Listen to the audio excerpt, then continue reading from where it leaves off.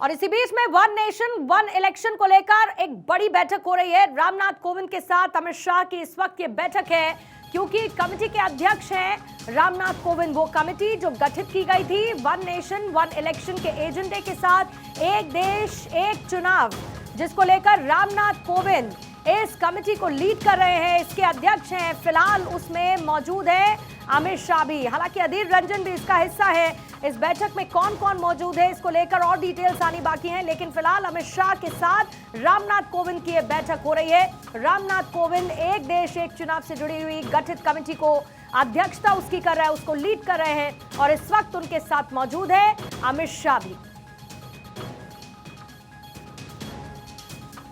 ये बड़ा फैसला सरकार की तरफ से जिसके संकेत लगातार मिल रहे हैं, और न सिर्फ संकेत मिल रहे हैं बल्कि बाकायदा इलेक्शन कमीशन को एक प्रेजेंटेशन दी गई है और इलेक्शन कमीशन इस बात का एनालिसिस कर रहा है कि अगर हम एक देश एक चुनाव की तरफ बढ़ते हैं तो किस तरीके के बदलाव होंगे। एक देश एक चुनाव की तरफ बढ़ते हैं तो बजट को कैसे मैनेज किया जाएगा, वोटर्स की संख्या अब बढ़ेगी और ऐसे में बूथ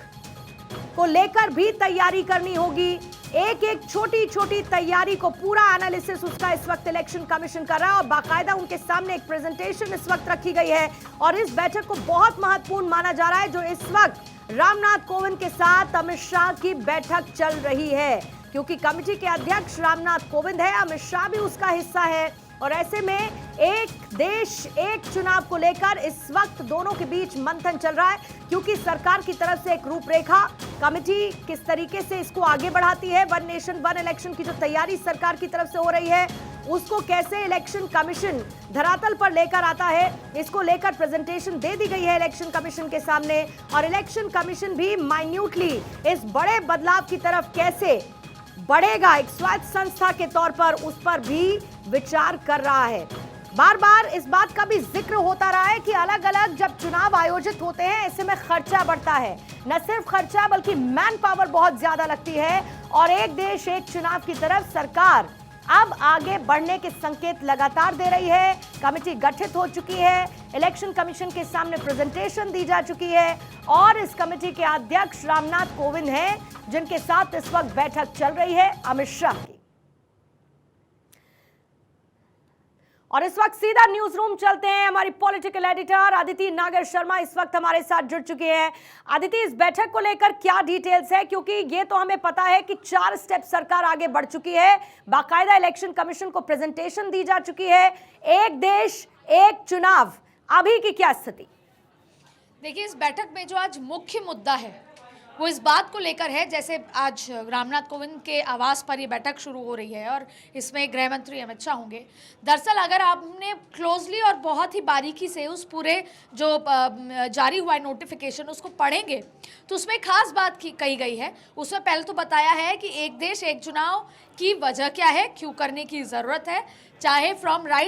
ग्राम पंचायत के चुनाव से लेकर लोकसभा के चुनाव, सांसद चुनने के चुनाव तक हम चुनाव एक साथ कराने की इस प्रणाली में कब तक पहले हुआ करते थे। आदित्य, आपको 2 सेकंड के लिए मुझे रोकना होगा, आनंद के पास इस वक्त जाएंगे क्योंकि आनंद इस वक्त वहीं पर मौजूद है। आनंद, क्या तस्वीरें नजर आ रही हैं? मैं आपको दिखाना चाहता हूं कि गृह मंत्री अमित शाह अर्जुन राम मेघवाल के साथ आ चुके हैं रामनाथ कोविंद के, और आप देखिए तमाम ये वो गाड़ियां हैं जो उनको एस्कॉर्ट करती हुई लेकर आती हैं। और अब इस वक्त की सबसे बड़ी अपडेट ये है कि होम मिनिस्टर अमित शाह, उनके साथ कानून मंत्री अर्जुन राम मेघवाल समेत तमाम वो नेता जो धीरे धीरे आने थे वो आने की शुरुआत हो चुकी है और 2 बड़े नेता जो कि कानून मंत्री खुद स्पेशल इनवाइटी हैं और उसके साथ साथ जो इस कमेटी में मेंबर हैं अमित शाह जो कि देश के गृह मंत्री भी हैं, दोनों एक साथ एक गाड़ी में आ चुके हैं और बाकी जो तमाम नेता हैं जिसमें आने की उम्मीद है। तो आप समझ सकते हैं कुछ देर में ही मीटिंग की शुरुआत होने वाली है। उसको लेकर सबसे बड़ी अपडेट ये है कि तमाम नेताओं का पहुंचने का सिलसिला शुरू हो चुका है। जी लौटती हूँ आपके पास आनंद। अदिति, आपके पास आते हुए अपनी एक तो बात पूरी कीजिएगा, क्योंकि जो आप डिटेल्स दे रही थी उसमें बड़ी बात ये है कि ये जो कमेटी है 8 मेंबर्स की कमेटी, इसमें अधीर रंजन क्लियर ये कह चुके हैं कि वो इसका हिस्सा नहीं होंगे। आप जो लोग हैं, किस तरीके से ये कमेटी आगे बढ़ेगी, आने वाले विशेष सत्र में क्या इसको लेकर कोई हैपनिंग नजर आएगी और क्या बहुत जल्द इसको लेकर कोई फैसला भी देखने को मिलेगा? 4 से 5 बड़े संशोधन इसमें होने, अगर हम एक देश एक चुनाव करेंगे, देखिए दरअसल पूर्णिमा आप ये बात समझिए, क्योंकि पहले भी तो एक देश एक चुनाव हुआ ही था, होता भी था, लेकिन अक्सर होता क्या है कि आप किसी एक जगह या तो सरकार गिर जाए, अगर अलायंस की सरकार हो तो सरकार गिर जाए, सपोर्ट चला जाए, या इसके अलावा किसी वजह से अगर सरकार गिरती है तो जो ये पूरी प्रक्रिया है एक देश एक चुनाव की, जिसको स्थापित करने की कोशिश है, वो वापस से डीरेल हो जाएगी।